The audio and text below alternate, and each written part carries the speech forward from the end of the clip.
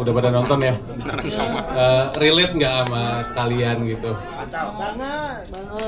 Sebenarnya ini yang kita pengenin karena sebenarnya kita di sini sekarang tuh karena kita tuh persisten, kita gigih, kita yakin dengan apa yang kita mau gitu, dan kita yakin dengan mimpinya gitu. Itu yang bikin kita tuh tergerak untuk oke, ini kayaknya ini mewakili banyak orang-orang yang punya mimpi, orang-orang yang pernah diremehkan, dan kita prove them wrong di sini gitu.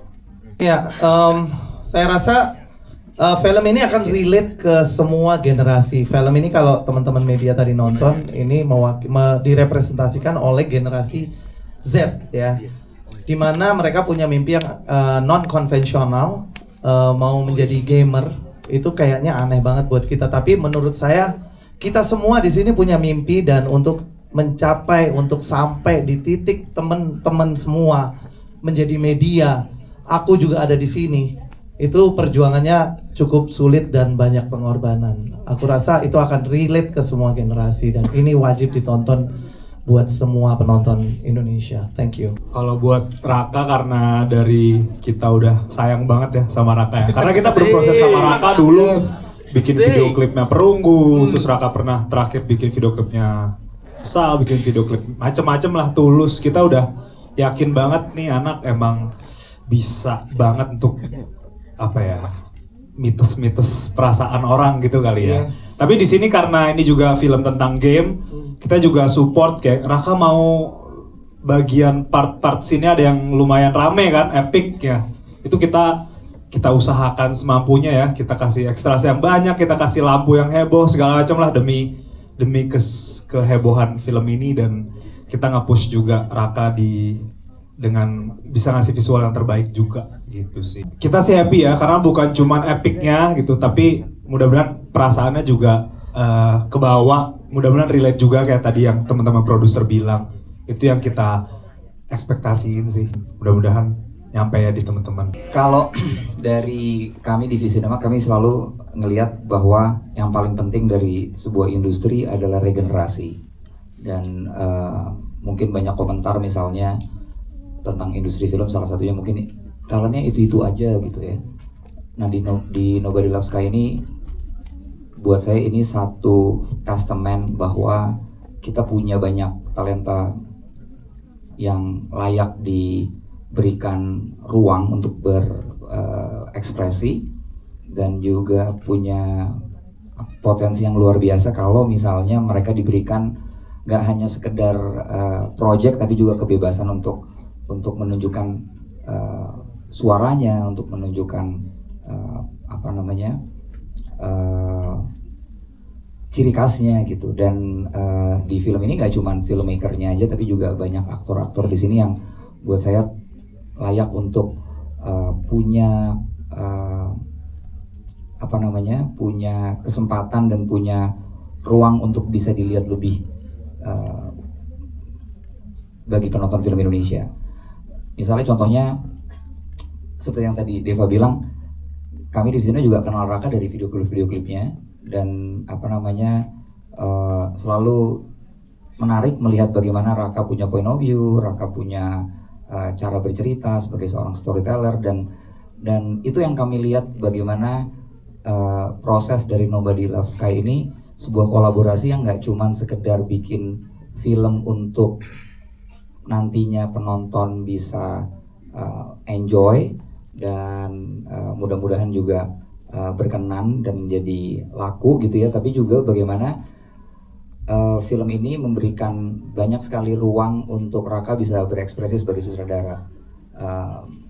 Bagaimana kalau di dalam dunia penyutradaraan itu ada istilahnya authorship gitu, dan saya bisa ngeliat Raka tuh punya sense of author sendiri yang kuat gitu, dan saya juga apresiasi kepada produser-produser di Nobody Loves Sky bahwa authorship itu beneran di embrace, dan juga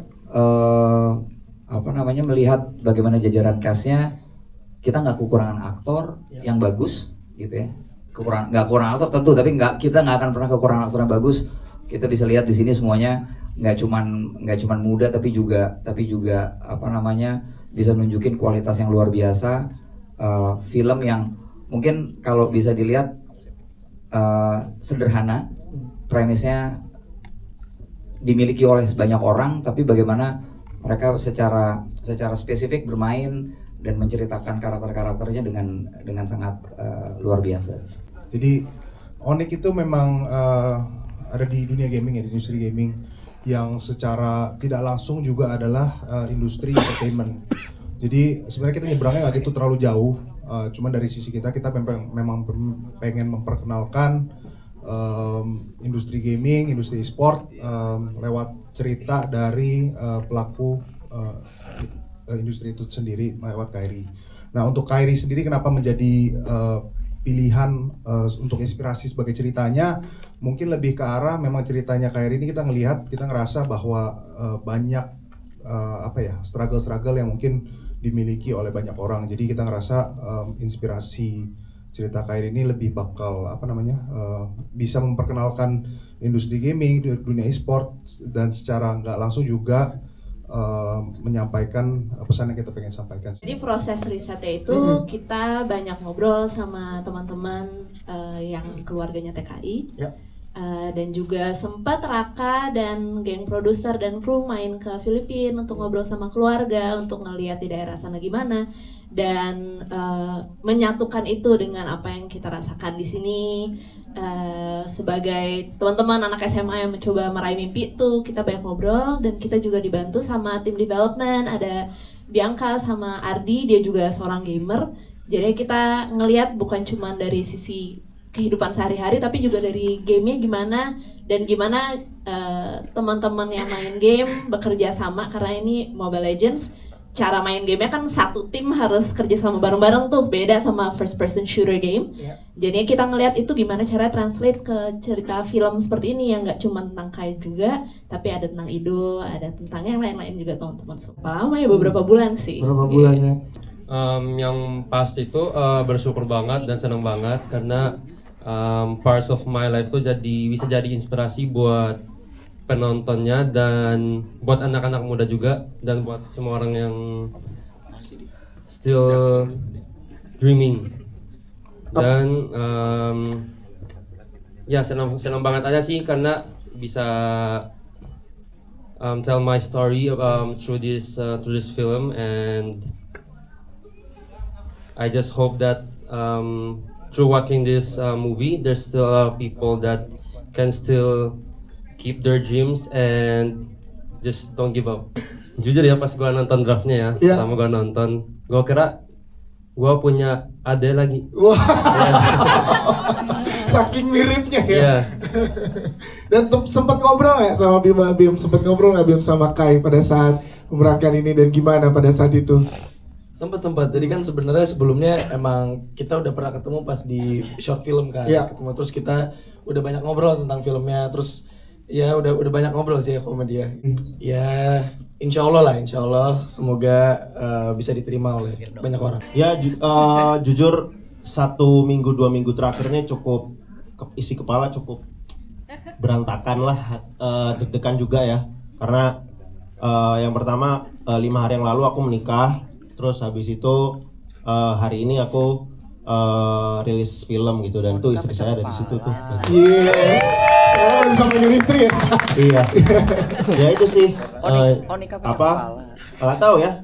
Bulan ini, minggu ini cukup nggak tahu. Aku nggak bisa ngungkapin sih kalimatnya apa, katanya apa. Tapi yang jelas hatiku deg-degan terus. Debut untuk penyutradaran film panjang pertama dari Mas Raka, ini momen yang sangat luar biasa. Kepikiran gak sih Mas Raka kayak, wah gue udah sampai sini nih gitu? Iya itulah. Sebetulnya perasaan itu yang juga akhirnya masuk ke filmnya gitu. Aku kok tiba-tiba perjalananku kok udah kesini ya, kok udah di film panjang ya. Karena aku jujur tidak punya bayangan akan mengerjakan film panjang di umur segini gitu. Bayanganku emang ntar aja lah, aku asik-asikan dulu sama hidup, sama ngerjain MV dulu. Jadi pas dapat kesempatan ini dan ketemu sama penulis, ketemu sama produser, dan ketemu sama cast yang sangat menyenangkan, aku akhirnya wah ini emang kayaknya Tuhan emang naruh aku di sini emang ya untuk ya udah ditakdirkan gitu mungkin ya. Kalau yang menguras emosi jujur yang sama persahabatan gitu, karena itu cukup relate sama aku. Aku juga sampai sini bukan berarti aku tidak meninggalkan teman-temanku di Surabaya, bukan berarti aku tidak pernah dalam tanda kutip menjahati mereka, mengkhianati mereka. Aku juga pernah melakukan hal tersebut. Dan aku mungkin film ini juga menjadi satu bentuk permintaan maafku juga buat teman-teman yang udah aku tinggalin gitu sih. Nah, itu yang paling bikin aku kepikiran sih. Paling bikin aku berat pas nulis itu karena keinget sama perjuangan kita sama-sama di Surabaya pas itu gitu. Halo, selamat sore semuanya. Perasaannya senang karena suasana baru. Sebelumnya cuma live streaming, main game, dan akhirnya masuk ke industri film dan kenal teman-teman yang seru, kenal semua sutradara, semuanya, pokoknya senang sekali. Next kalau ada film lagi siap ya? Siap. Terima kasih. Kalau Melati seperti apa, boleh ceritakan, silakan. Halo semuanya. Halo. Kalau aku jujur seru banget sih syutingnya. Terus udah gitu syutingnya itu di sekolah. Sekolahnya tuh sekolah aku dulu SMA, Kak. Iya.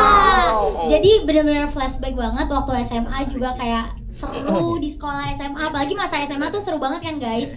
Kayak gitu deh. Jadi seru banget. Seru banget, terima kasih Melati. Kita ke Ibu Eli Delutan yang kita bersama di sini. Yang penuh rasa sayangnya sampai banget ke kita yang ada di sini. Karena paling tua kali. Gimana, boleh ceritakan ke teman-teman ngobrol sama Bima Azriel untuk chemistry-nya seperti apa sih sehingga nyampe banget ke teman-teman penonton yang merasakan di sini. Silakan. Yang menyambung kami adalah rasa cinta. Yang mendekatkan kami adalah rasa saling membutuhkan. Dan mungkin di film ini jangan pernah takut wahai eyang-eyang sedunia. Di saat kalian merasa tidak pernah tahu apa yang diinginkan oleh sang cucu, tapi cinta yang tanpa jeda menghantar cucumu menempuh mimpinya. Begitu.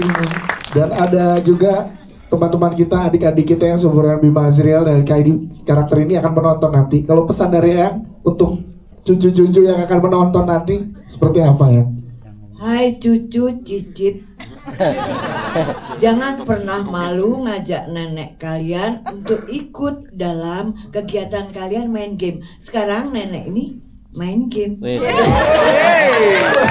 Dan ternyata membuat kita menjadi lebih muda tahu. Iya benar. Kabarnya sebelum preskon tadi sempat musreng ya? Iya, ini tadi belum selesai jadi dibawa, maaf. Selamat buat Eyang sedunia, jangan lepaskan game. Nah, terima kasih. Develop karakter nggak terlalu susah karena memang saya seorang ibu. Jadi saya ngelihat sebetulnya peran ibu Ingrid ini adalah representasi dari keresahan semua orang tua sebetulnya. Ketika dia punya mimpi untuk anaknya, tapi di satu sisi dan ada sebuah momen yang akhirnya memberitahu bahwa anak-anak kita tuh punya mimpi sendiri gitu. Dan kadang-kadang ada rasa takut juga gitu untuk melihat anak kita berjalan sendiri hanya dengan memegang mimpinya. Dan itu semoga tadi teman-teman juga udah ngelihat gimana struggle-nya ibu sebagai orang tua, tapi di satu sisi juga mau percaya sama anaknya dan juga masih butuh ibu mertuanya juga gitu. Dan masih Bu, benar. Walaupun di film kita chemistry-nya berantem ya. tapi benar gitu. Ya, saya takut sama menantu saya. Tapi orang tua jadi banyak belajar juga dari film ini kan ya? Iya, banget. Ini film yang nggak cuman bisa ditonton untuk teman-teman yang muda-muda, tapi segala umur bisa, dan ini bisa jadi refleksi kita untuk punya hubungan yang lebih santuy lagi sama anak-anak kita. Gaya hidup. Mungkin untuk explore nyebelinnya nggak terlalu rumit karena emang gue basicnya nyebelin. Nah gitu ya. Tapi yang pasti jadi medium baru berkarya buat gue pribadi ya, karena selama ini gue tuntutannya kalau on stage gitu atau on public selalu untuk jadi busboy busboynya. Kali ini busboy dipanggil untuk nggak jadi busboy. Rasanya masih kayak, terutama waktu di set gitu ya, kayak gua Tomo ya gitu. Bahkan waktu di awal-awal tuh cukup butuh waktu untuk kalau gua dipanggil namanya Tomo nyaut. Karena mungkin gue terlalu busboy kali ya. Tapi yang pasti sebuah medium baru tuh ngebuka lebih banyak lagi wawasan tentunya buat gue. Ngebuka lebih banyak lagi sisi emosional yang mungkin sebelumnya belum pernah gue explore. Dan gue rasa itu ya sebuah berkah, sebuah blessing, sebuah kesempatan yang sangat besar. Thank you buat semuanya yang udah ajak gue terlibat di sini. Dan sebuah kehormatan lo bisa ada di sini pasti buat gue. Pengalaman memerankan karakter BB ini buat aku sebuah tantangan baru karena di project sebelumnya aku belum pernah jadi cewek yang nyebelin. Terus cewek yang super berani, apapun yang dia mau kayak ya udah dihantam aja gitu.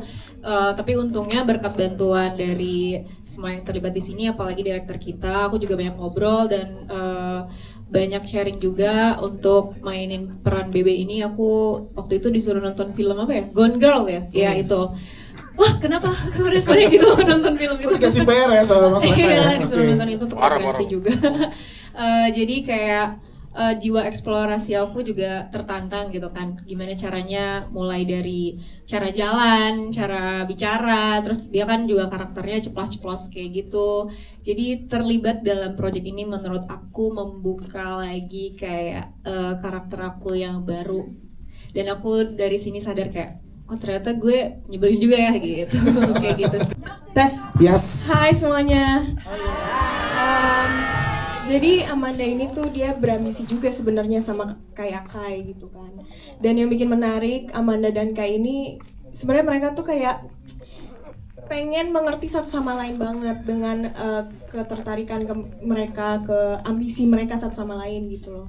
Dan ya pokoknya dia berambisi banget, dia pengen jadi dokter dan walaupun cita-citanya dia mungkin tidak seunik Kai, tapi itu valid banget gitu karena masa lalunya dan gitu, dan dia tuh kayak yang mengingatkan Kai atas realita gitu. Arti support system menurut aku penting banget sih karena pasti kita semua kan akan ada momen dimana kita ragu mungkin ke diri kita sendiri atau self doubting and self questioning gitu, tapi kalau kita punya support system yang akan selalu aku jadi terharu ada Rappers di situ. Kalau kita punya support, kasih ya guys. Kalau kita punya support system yang selalu ada di sana buat kita dan akan selalu mengingatkan kita kita itu siapa, itu akan sangat-sangat membantu diri kita untuk terus berjuang atas apa yang kita mau dan akhirnya bring back our power lagi gitu. Nge-build chemistry kita tuh sebenarnya nggak terlalu susah karena Bima tuh sosok konektor di antara kita. Gua pernah seproyek sama Bima, Bima juga pernah seproyek sama Ray, tapi gua belum pernah. Jadi pertama kali reading tuh emang yang bikin nyatu juga Bima sendiri gitu. Dimana kita bisa membangun proses obrolan dan proses nongkrong itu kita jalin bareng-bareng.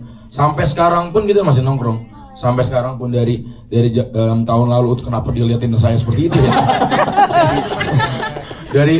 dari tahun lalu kita syuting sampai sekarang pun kita masih nongkrong. Bahkan semalam pun saya berangkat ke sini bersama teman saya yang ini. Berangkat bareng. Udah seminggu. Gue di rumah dia. Ini bukan bohong, ini benar seminggu. Udah seminggu. Iya, kita seminggu bermain dan lain-lain. Iya. Cuman kok masa udah keluar filmnya baru metode. Persiapan preskon. Persiapan preskon sama Galang. Kemarin malam habis ngapain? Kemarin malam. Apa?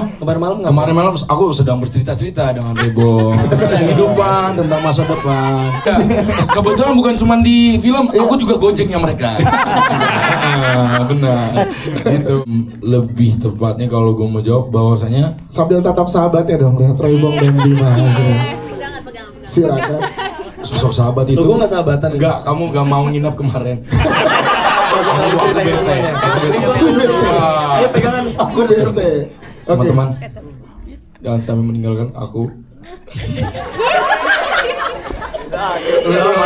Udah. Sosok sahabat. Sebenarnya point of view sahabat dari Josia dan Aurelio tidak cukup jauh, dimana cukup di bagaimana kita memposisikan diri sebagai teman, dimana kita tahu batasan-batasannya, dimana kita tahu kita harus mensupport seseorang tuh pada titik apa. Itu menurut aku itu arti sahabat sih sebenarnya. Ya, ini menarik banget. Assalamualaikum warahmatullahi wabarakatuh. Ay, kamu hebat sekali kalian. Keren banget dah friendsnya. Kalian anak madrasah ya?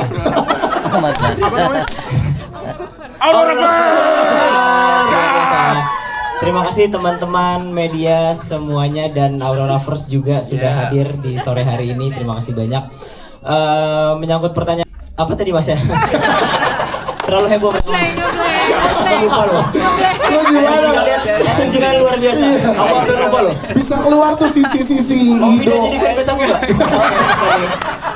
Sahabat Rebong, jadi sahabat Rebong. Rebongers. Lo keluarin sisi-sisi Ido yang seperti itu tuh gimana dari seorang Rebong? Lo gimana nge-explore-nya? Iya. Ini kan sekaligus menjawab kepercayaan Raka ke elu kan? Iya betul. Nah, silakan. Betul sekali Raka awalnya nggak percaya sama saya. Gue ungkit lagi Raka. Gue yang jebelin. Thank you banget Mas. Dibela sama Mas Angga. Awas lu Raka. Backingan gue Mas Angga. Gimana caranya gue bisa menampilkan karakter Ido dengan sebegitu sebegitu keras dan kepala batunya itu sebetulnya lumayan susah karena gue jauh sekali dengan Ido. Iya. Aku sumpah aku sosokan nggak? Nggak bisa aku belah. Kamu pick me deh, Di skrip tuh memang Raka bener-bener ngebebasin banget kayak ketika lo punya perasaan untuk karakter ini untuk berbicara yang cukup eksplisit ke teman-teman lo nggak apa-apa gitu. Tapi gue kayak Rak. Gak bisa Rak, aku Rak. Terlalu bohong ya, itu bohong 2 tadi. Bohong 2 itu tadi. Bohong 3 nih. Lumayan terbantu sekali oleh Raka. Dia sangat ngasih ruang ke gua. Juga walaupun awalnya dia nggak percaya, tapi setelah kita melalui proses reading, workshop gitu, terus akhirnya sampai dia sangat cinta banget sama gua juga. Yes. Jadinya dia percaya ke gua dan ngasih gua ruang yang sangat lumayan bebas juga gitu. Jadi ketika gua develop Ido tuh gua mencoba karena gua pribadi tuh kehidupan gua tidak ada merasakan situasi di sekolah, cabut-cabut sekolah, bandel-bandel, maksudnya gue tidak merasakan sekolah reguler kan gitu. Jadi lumayan tricky di situ dan cara gue mengumpulkan perasaan-perasaan itu ya dengan bermain sama Josie, sama Bima gitu. Terus Josie juga sangat ngajarin gue gimana caranya berkata kasar. Terima kasih. Gua tersentuh nih. Gitu sih. Arti persahabatan dari sudut pandang Ido menurut seorang Rebong. Gue takut nangis nih. Siapa sih sahabat lu yang paling deket? Ya pasti Josie ya. Tadi nginep tadi malam. Terus ada satu lagi nggak yang Kok aku bukan kalian ya? Aku Mas Angga. Josie tiba-tiba sahabat dia main sahabat dia. Gitu. Emang udah 2 film ke depan ya. Ini lumayan personal banget buat gua. Film ini hadir bercerita tentang persahabatan. Terus dengan beberapa waktu belakangan ini gua sangat disupport oleh Josie, Bima, sahabat-sahabat yang gue punya ketika gue lagi di situasi kurang baik, kurang nyaman gitu, lumayan sedang berkabung gitu. Jadi ketika gue sendirian di rumah, Josie tuh bener-bener nemenin gue di rumah kayak ya nggak apa-apa, gue nginep di rumah lo, kita berangkat promo bareng, kita besok mau premier juga bareng nggak apa-apa gitu. Jadi gue persoalan sahabat tuh sangat personal banget buat gue sekarang, karena kayaknya tanpa adanya pertemanan yang baik dan persahabatan yang kental tuh kayaknya agak susah gue menjalani hari-hari gue belakangan ini sih. Jadi seberapa relate perjalanan aku melihat karakter Kai ya. Ketika awal aku ngelihat skripnya, aku jujur aku ngerasa relate banget gitu. Meskipun ini kan cerita tentang seseorang yang ingin mengejar mimpinya menjadi pro player esports gitu kan. Yang which is sebenarnya itu bukan mimpi aku gitu. Tapi ketika aku melihat skripnya, aku ngeliat perjalanan ceritanya si Kai ini, perjuangan dia, aku ngerasa relate banget gitu. Meskipun aku pun yang masih sedang mengejar mimpi menjadi seorang aktor gitu. Jadi banyak titik-titik yang kayak aku ngerasanya kayak wah ini gue bisa naruh perasaan gue juga di sini gitu. Dan setelah gue melihat skrip di awalnya gitu, gue amazed banget gitu bagaimana seorang Kai itu bisa terus yakin pada dirinya sendiri meskipun bisa dibilang dia mempunyai mimpi yang besar yang bisa dibilang juga diremehkan oleh banyak orang, terasa tidak realistis, tapi bagaimana dia bisa terus dedikasi untuk mengejar mimpinya gitu. Itu menurut aku keren banget sih, tepuk tangan dulu buat Kairi. Dan juga setelah setelah aku masuk ke project ini dan aku memainkan filmnya, aku jadi banyak mendapatkan hal-hal baru lagi juga kayak menurut aku film ini juga bukan tentang memperjuangkan mimpi gitu, tapi tentang growing up juga, tentang belajar untuk menjadi dewasa, belajar untuk mendengarkan orang lain juga, terus juga menerima konsekuensi atas jalan yang kita pilih. Itu sih. Raka lagi. Di direct sama Raka sangat-sangat menyenangkan. Ini menjadi salah satu project aku yang menjadi menjadi paling menyenangkan, aku bisa bilang gitu, karena Raka sangat membuka ruang para pemainnya, termasuk aku, untuk kita bisa berdiskusi dengan santai. Aku merasa bisa berproses bareng sama Raka dengan sangat enak sekali flow-nya, dan aku memang dari awal udah suka sama Raka. Gitu ya? Maksudnya suka gimana visinya dia, gitu maksudnya gitu.